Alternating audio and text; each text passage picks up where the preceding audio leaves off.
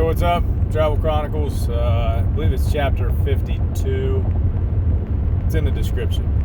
Going with the Dutch angle today, a little bit. Not intentionally. Just the phone holder is absolutely horrid right now. I've super glued the thing twice already and it keeps coming out. It's a little foggy today. It's either fog or smoke. Smoke rolling in from the west. It's not dissipating. Because everything's on fire out there. Just kind of crazy. You know, it's like every year they have a giant forest fire. And they're just, you know, no way to stop it because it's too much. And I'm not sure what the answer is. Like, do you dig a giant trench in a forest? I don't know. Or, you know, at least around the populated areas. Kind of does smell a little bit like smoke. It's weird. Man, it's crazy. Just filled up the valley. That is smoke. That is not fog. Wow. That's incredible. I'm in West Virginia right now, and the fires are in Oregon, Washington State, out there. I mean, they're just... That has to be some wild, crazy intensity. That's kind of like the big thing. This is a big week for me. Thinking about the high school sports, and you just get so in the weeds with stuff, and it's like, oh, we got volleyball, cross country, volleyball, night off, then more cross country. This is probably going to be the last week where I have, 5 things to do for kids' sports. Son's not playing basketball. Daughter's going to play, but, I don't think they'll play 5 games in a week. They may play 4, but, and then I'll have my team maybe if we play. We're going to have a meeting this week to decide kind of what we're doing. So we'll see. It'll be interesting. I hope we do. But we're gonna have to take precautions, obviously, because of COVID-19. How freaked out everybody is. Like, you can see the smoke a little bit in the rear view. In the back glass. It is. Looks like a thick fog.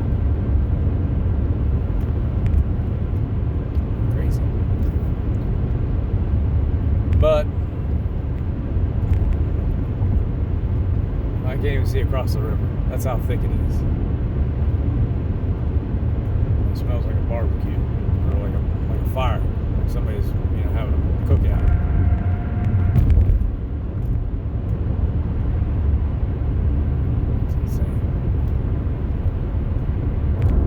Change the irrigation patterns out there. Maybe start grabbing water out of the ocean and dumping it on there. Like, oh no, we can't dump salt on there. It'd just be amazing how this gets spun into some thing where, oh, it's all because we didn't enter the Paris Accords or something. It's climate change and this, that, and the other. And it's like, well, are we sure? Because there's some talk that somebody set the fire. There was what's that?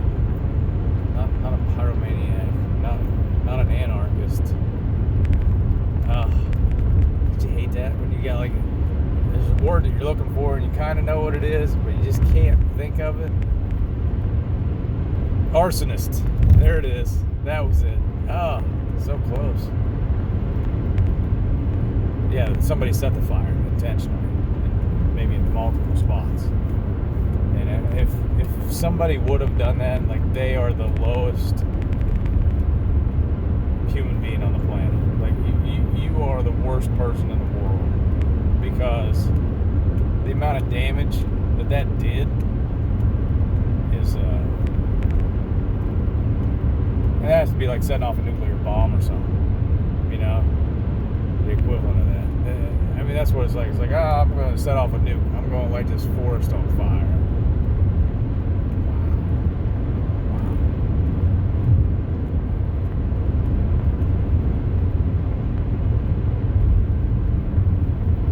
I hope somebody did.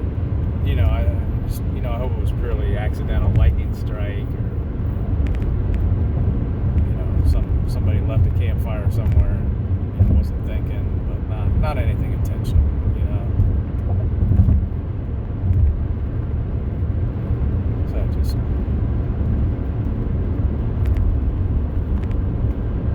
that would be the absolute worst. But anyway, this week I was thinking about it. You know, not gonna have any more weeks like this. So this is probably it. And you know, you kind of build up these things in your mind, like, oh, we got to do this, and then if you don't stop and think about it, you don't really appreciate, you know, what you're doing, the journey, so to speak. And that's, you know, well, you got to appreciate, one, being able to go to this stuff, especially during the pandemic. One, that the state of Ohio had the balls or the wherewithal to put some stuff in place and say, hey, yeah, you can go to these events. You can still, kids can still participate, families can still watch them. You know, you won't have the crowds there cheering them on necessarily, which is unfortunate. There's a lot of energy in them crowds sometimes, and you know, what other point in your life are you going to be out there doing something and then just have massive number of people just explode in applause or yell and scream? You know, it just doesn't happen in normal day-to-day life. Like, you have to have a structured environment where those things are able to happen. And all right, just pull across the road there, plenty of room. And they're going to miss out on that. So that's unfortunate. But at least they're getting to play, right? I mean, it's better to have opportunity to at least go out there and play and have a chance to make plays and put stuff on film. And, you know, at least you can go back and watch maybe the videos or the clips, the game or the match or whatever it is, and kind of have those memories, you know, everything that you worked for 4 years, you know, coming to fruition, you know, and as a senior, you know, the other classmen, the juniors, sophomore, freshman, you know, hey, I'm going to have my senior year. It's going to be back to normal next year. You know, I'm sure they're looking at it that way. But, you know, for those seniors, this is it. You know, it's better to have something than nothing. So, you know, I'm excited to have this opportunity. A lot of people don't have this. It's, you know, I'm not going to sit here and complain about, oh, I got to go to this, oh, I got to go to that. You know, I'm happy that my kids want to participate in stuff and do stuff, and they have the opportunity to do stuff, and, you know, they can come out with, you know, some memories, and then you can talk to them about it afterwards and take pictures. Those good times, you know, win or lose, you know, it's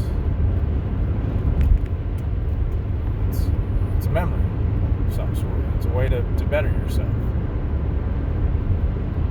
And as far as hectic weeks go, I'm just gonna go through it and just, you know, try to remember what it's like after it's over. Appreciate it for what it is. Just, you know, a lot of long days, being different places, and watching the kids compete. And that's fine. It's good.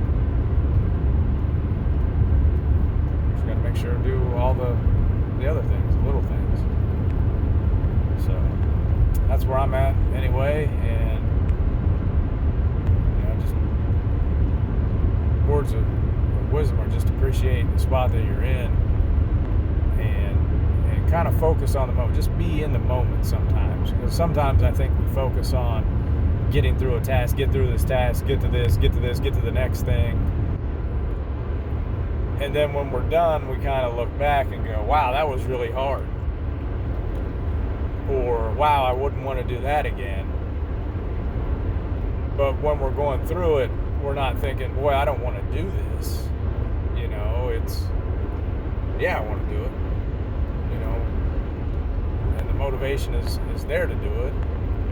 And if it would be there for another season or another year or something, I'd do it again. So I'm not saying I don't want to do it. I don't want to do it again. It's busy. And everybody says, well, you got to enjoy it while you can. And that, you know, you just kind of brush that off. But it does. It just builds and builds and builds. You know, when they're little, it's like, oh, we got a game, you know, 2 games this week. Oh, my goodness, it's crazy. And then eventually you get 2 kids playing a sport. And, you know, people that have 3 or 4 kids doing stuff, you know, good on you. I don't know how. You're sending multiple people to different things just to kind of make sure the kids have somebody there. You know, I hope you are. I hope you're not somebody just like, oh, I'm not going to this stuff. I'm not going to anything. You can go do whatever you want. That's all for you. And at some point, yeah, the kid has to enjoy what they're doing. Because it is about that. It ain't about me. It's not I want them to play for me. I want them to run for me. I don't want any of that. It's like you got to go out and do stuff for yourself. Because at the end of the day, if you're not happy doing something, then how are you going to make somebody else happy? You know, my happiness is dependent on them being happy. That's it. That's it.